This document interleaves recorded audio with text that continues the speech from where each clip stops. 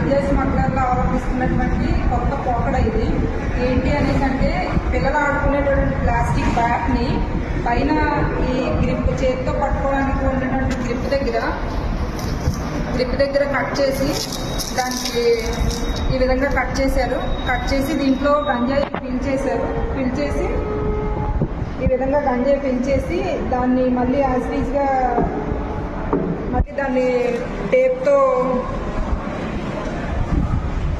గంజాయి ఫిల్ చేసి ఏదైతే కట్ చేసిన భాగం ఉందో దాన్ని మళ్ళీ టేప్తో ఈ విధంగా కవర్ చేసి ఈ టేప్ చుట్టుపక్కల నుంచి మనకు అనుమానం రాకుండా ఉండడం కోసం ఎలాస్టిక్ గ్రిప్ అనే దాన్ని దీనిపైన తొడవడం జరిగింది.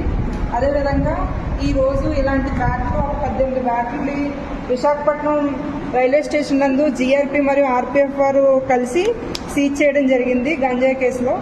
ఈ బ్యాట్ నందు ఉన్నటువంటి ఫిల్ చేసినటువంటి గంజాయి బయటకు తీయగా సుమారు ఒక 1/2 కేజీ వరకు రావడం జరిగింది. ఇది బ్యాట్ ఒక 1/2 కేజీ, ఇది ఒక 1/2 కేజీలా రావడం జరిగింది.